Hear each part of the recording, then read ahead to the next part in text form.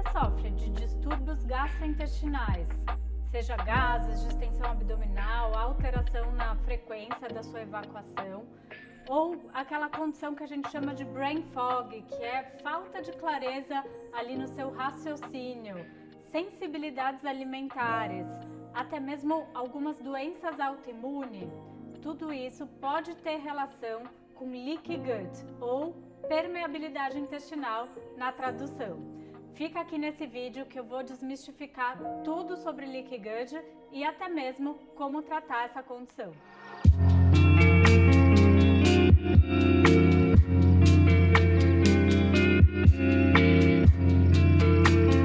Leaky gut ou permeabilidade intestinal é uma condição que acontece quando a nossa barreira intestinal ela perde a integridade.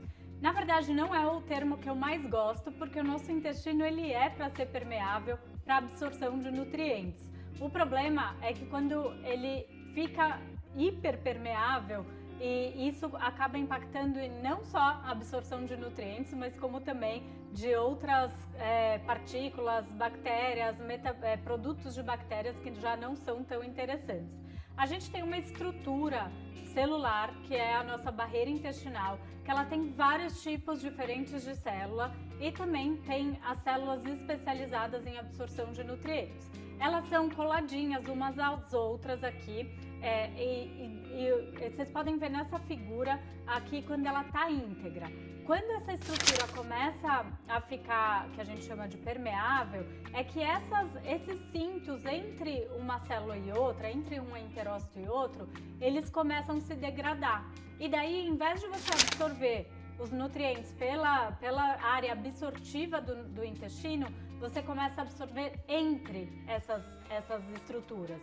E isso pode impactar em aumento da permeabilidade intestinal, aumento de inflamação, e daí seu sistema imunológico, que também está bem ligado ali à sua barreira intestinal, começa a ficar mais reativo. Por isso que também essa situação ela pode ter a ver com gatilhos para doenças autoimunes, porque seu sistema imune começa a ficar um pouco desgovernado nessa situação para te proteger.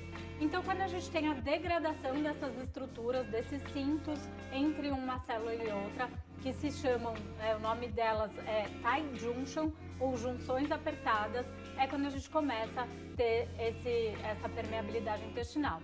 Na barreira intestinal, além dessa camada de célula que eu mencionei, a gente também tem duas camadas de muco protetor, que além dele ser parte ali do nosso sistema imunológico, porque ele vai ter várias substâncias de proteção, antimicrobianas, anticorpos IgA, então tudo para nos defender. É também a casa das bactérias, as bactérias da nossa microbiota intestinal, elas ficam nessa segunda camada mais exterior ali do muco protetor. Quando a gente tem também uma degradação, que pode ser por conta de bactérias, de desbiose, de alimentação, quando a gente diminui essa espessura dessa camada de muco protetor, isso também pode ser um dos gatilhos ali para a gente ter a permeabilidade intestinal. E outra estrutura que compõe a nossa barreira intestinal é o sistema imunológico. Então, vocês podem ver aqui que logo após a nossa camada de células ali no intestino, a gente tem muita célula imunológica. Então, a gente tem, inclusive, algumas células que a gente chama de células M, que elas estão já juntamente ligadas a complexos ali de células imunes, para a proteção também do nosso intestino. Toda essa estrutura ela fica completamente ligada para ver se não tem alguma bactéria infecciosa, algum patógeno, alguma ameaça ali para o nosso intestino. Então, porque é a nossa primeira relação ali do meio externo com o nosso meio interno. Então, por isso que a gente tem várias camadas de defesa nesse sentido. Então, quando a gente tem essa condição de permeabilidade intestinal, o que acontece? Esse sistema imunológico que está logo ali embaixo das nossas células intestinais, ele começa a reagir. E daí você pode ter mais sensibilidade alimentar. Eu já comentei num vídeo anterior sobre as sensibilidades alimentares. Então, Então a gente provoca essa reação imunológica e isso pode acabar te inflamando, né? Fazendo aquela inflamação de baixo grau. Então você pode começar a reagir com coisas que você não reagia antes, como uma proteína do leite, um glúten, enfim, diversas condições, ou até a própria microbiota, se ela tiver em desequilíbrio, começar a produzir produtos que vão te deixar mais inflamado, e isso, como você está com o intestino mais permeável, você vai absorver.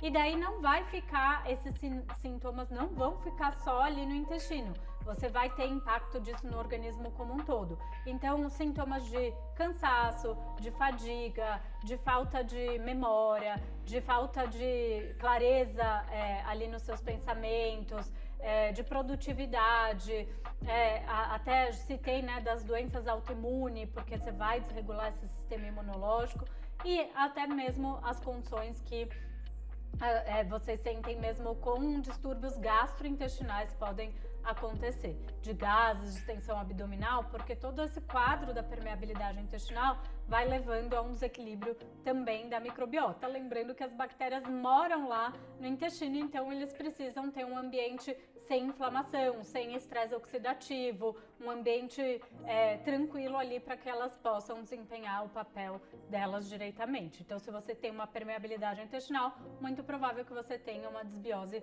associada. E como que eu identifico, além desses sinais e sintomas clássicos da permeabilidade intestinal, como que eu identifico se eu estou com permeabilidade intestinal? Então é o seguinte, a gente tem um único parâmetro para identificar, que é a mensuração da zonulina fecal ou sanguínea. Zonulina, ela faz parte daquelas estruturas das tight junctions, ou seja, daqueles cintos ali entre uma célula intestinal e a outra. E daí quando começa a se degradar, a gente libera essa zonulina, que pode ir pelas fezes ou ser absorvida. Por isso que uma zonulina mais alta significa que você tem mais permeabilidade intestinal. Então a gente consegue medir esse parâmetro. É uma das maneiras que a gente tem de diagnosticar e comprovar ali a permeabilidade intestinal. Mas ela não é um exame tão barato para que a gente possa fazer toda hora, então muitas vezes a gente vai pelos sinais e sintomas que eu já mencionei aqui de permeabilidade intestinal. Outra característica também, se você está em desbiose, tem uma bactéria que eu falo bastante sobre ela, que ela é muito estudada, que é a Akkermansia mucinifera. Ela é uma bactéria que a gente considera a bactéria-chave para a nossa saúde. Ela regula nosso peso, nosso metabolismo da glicose, e também ela ajuda na barreira de muco protetor ali do nosso intestino. Se a Akkermansia está muito alta ou muito baixa, muito provável que também tenha consequência no seu muco protetor. Porque se ela está muito alta, ela consome o muco protetor a ponto de não dar tempo de fazer nova barreira de muco ali protetora.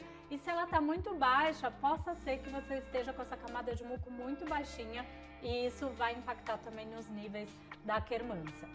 Na ausência de consumo de fibras, algumas bactérias, por estarem passando fome, digamos assim, elas vão consumir nosso muco protetor como fonte de alimento. Então, se você tem uma dieta mais em desequilíbrio, pode acontecer esse quadro de permeabilidade intestinal. Além de que vários estudos já comprovaram que o consumo de emulsificantes que a gente encontra em alimentos industrializados também podem detonar essa camada de muco protetor.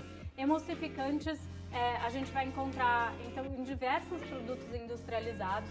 É bom sempre ficar de olho ali, eles têm umas letrinhas, uns nomezinhos em código, e eles já foram mais do que comprovados que vão atrapalhar a nossa barreira intestinal. Até mesmo aquela lecitina de soja, desculpa, que a gente encontra até mesmo em alguns chocolates, também já foi mostrado que isso pode atrapalhar a barreira intestinal.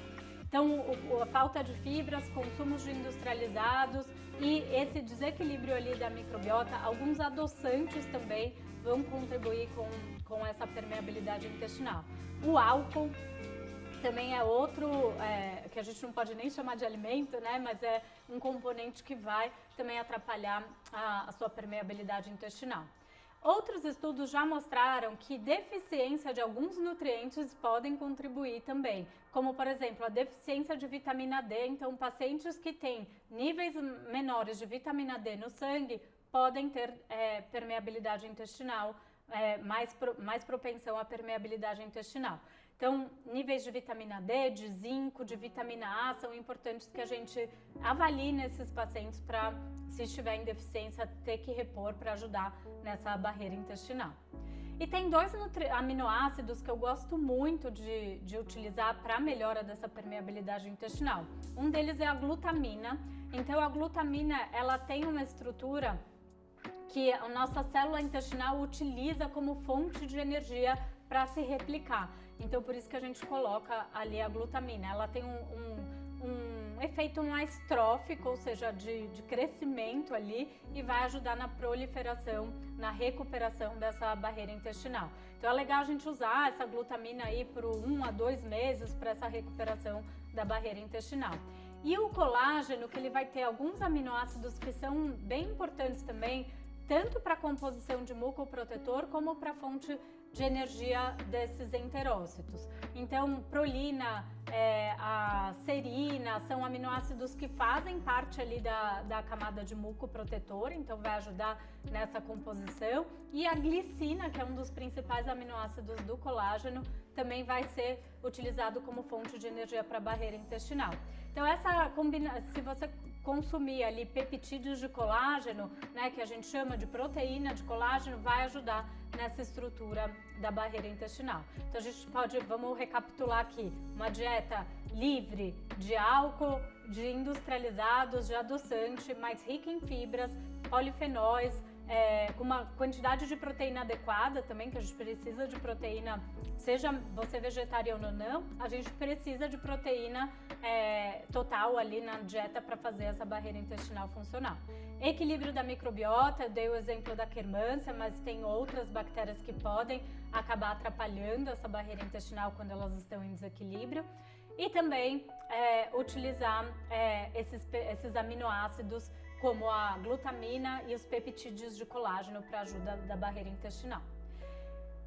Então eu falei de algumas causas da permeabilidade intestinal, né, de alimentar ou deficiência de nutrientes, mas a gente também não pode esquecer que já foi comentado aqui no canal sobre o eixo intestino-cérebro. Então o estresse, ele também pode aumentar a permeabilidade intestinal por aumentar sinalização ali de inflamação no seu intestino, que isso também pode atrapalhar todo o equilíbrio da microbiota e dessa estrutura de barreira intestinal. Então, modulação do estresse é fundamental. E também tem pessoas que têm uma propensão genética a ter essa barreira intestinal mais prejudicada, né? A gente consegue avaliar isso em alguns genes, como o gene do FUT2, que ele está associado inclusive com deficiências de B12. Então, quem tem deficiência da vitamina B12 no sangue também deve ter mais atenção, porque a tendência é que tenha essa camada de muco um pouquinho mais diminuída ali, ou mais frágil, digamos assim. Existem alguns estudos mostrando que bactérias probióticas podem ajudar, né? Alguns lactobacilos ajudam nessa estrutura da zonulina, ajudando a fazer uma expressão maior dessas estruturas de tight junction. Então a gente pode colocar alguns probióticos também para ajuda dessa permeabilidade intestinal. Só que quando a pessoa está com muita permeabilidade intestinal, reagindo a muitos alimentos, com muito sintoma, eu também espero um pouquinho para colocar o probiótico, porque se aquele intestino tá como se fosse uma peneira, então pensa numa peneira com os furinhos bem fininhos e pensa numa peneira que já tá meio rasgando ali, que tem umas aberturas maiores. Então, se você colocar um probiótico, muitas vezes pode não cair bem. Então, eu normalmente espero pelo menos uns 20 dias para a melhora dessa barreira intestinal, para depois a gente incluir um probiótico. Isso é uma conduta que eu costumo fazer, tá? Se não tratar a barreira intestinal, você não vai conseguir ter sucesso na melhora da sua microbiota. O que acontece, que eu vejo muitos pacientes fazendo, é que às vezes fazem uma dieta restritiva, tiram várias coisas para melhora dos sintomas, mas não tratam a barreira intestinal e daí muitas vezes não conseguem retornar com esses alimentos na sua rotina alimentar, porque você vai continuar reagindo, vai continuar com esse intestino mais permeável. Então, Eu sempre falo isso, tanto para os alunos do protocolo de reprogramação intestinal, que é meu curso para leigos, inclusive se você tiver interesse, vou deixar o link aqui na descrição do vídeo, tanto no meu curso para profissionais, que é o Mastermind em Microbiota Intestinal, que é um curso para profissionais que queiram se especializar nessa área, também tá o link aqui na descrição do vídeo. Eu falo que um dos princípios é tratar a barreira intestinal. Se a gente não olha para a barreira intestinal, condutas para melhora do intestino irritável, para uma melhora de uma doença inflamatória intestinal, seja o que for, vai ficar muito prejudicado. Outra causa que pode acontecer, casos de permeabilidade intestinal, que é muito comum, são pacientes que já tiveram alguma infecção intestinal forte, seja por uma giardia, por algum parasita ou até mesmo pós-Covid a gente viu esse aumento da permeabilidade intestinal. Esses parasitas, de maneira geral, podem fazer uma superinflamação ali na sua barreira intestinal e isso resultar nessa permeabilidade intestinal. E também, muitas vezes, trata com medicamento, melhora desse parasita, mas depois fica com sintomas por longo prazo ali, como se fosse um intestino irritável, causado pela destruição dessa barreira intestinal. Então, além de tratar o parasita, é importante que a gente utilize essas estratégias tanto de alimentação quanto de suplementação para a melhora da permeabilidade intestinal. Outro nutriente que eu gosto muito é o zinco, e ele na forma de carnosina também já tem estudos mostrando que ajuda nessa integridade da barreira intestinal. Tem a N-acetilglucosamina, que vocês devem conhecer para melhora de articulação, de dores articulares, que é um suplemento bem vendido com esse perfil, mas ele também é ótimo para a barreira intestinal, porque na verdade ele nem é tão bem absorvido, mas fica ali para a construção do muco protetor no intestino, então também recomendo que a gente possa utilizar esses ativos. A glutamina, o colágeno, é legal que você faça em jejum, ali antes de se alimentar, para conseguir que tenha uma ação na barreira intestinal. Outros ativos que a gente pode incluir para melhora da permeabilidade intestinal são plantas e ativos anti-inflamatórios, que eles também vão ajudar na recuperação. Então, tem 3 fitoterápicos que eu gosto muito, que é a Boswellia serrata, unha de gato e a cúrcuma, que eles têm um efeito bem anti-inflamatório e a gente pode adicionar nos pacientes que têm aumento ali da permeabilidade intestinal, que elas vão atuar de maneira anti-inflamatória, ajudando na cicatrização e toda na recuperação dessa barreira intestinal. A gente pode fazer tanto encapsulado, eu prefiro nesses casos usar o extrato seco encapsulado dessas plantas. A gente pode até misturar as 3 em casos de processo mais inflamatório, ajuda bastante também. Todas essas estratégias a gente vai usar por um período ali de 1 a 2 meses, que é o período que a gente consegue recuperar um intestino da permeabilidade intestinal e depois usar as outras estratégias como probióticos que eu mencionei. Então, se você se encaixou nesses sinais e sintomas, sugiro que você procure estratégias para melhorar sua permeabilidade intestinal, que assim vai ajudar bastante em todas essas condições, como doenças autoimunes, síndrome do intestino irritável, doença inflamatória intestinal, cansaço, fadiga, brain fog, tudo isso vai melhorar se você tratar a sua permeabilidade intestinal. Já até mencionei num vídeo anterior sobre o eixo intestino e cérebro, que o intestino permeável tem um cérebro permeável também. Então, você tratando essa barreira intestinal, você vai tratar, inclusive, sua saúde cerebral e mental. Gostou desse vídeo? Coloque aqui nos comentários se você tem algum desses sintomas, se reconheceu em algum desses sintomas e se você já fez alguma dessas estratégias e melhorou. Vejo vocês no próximo vídeo.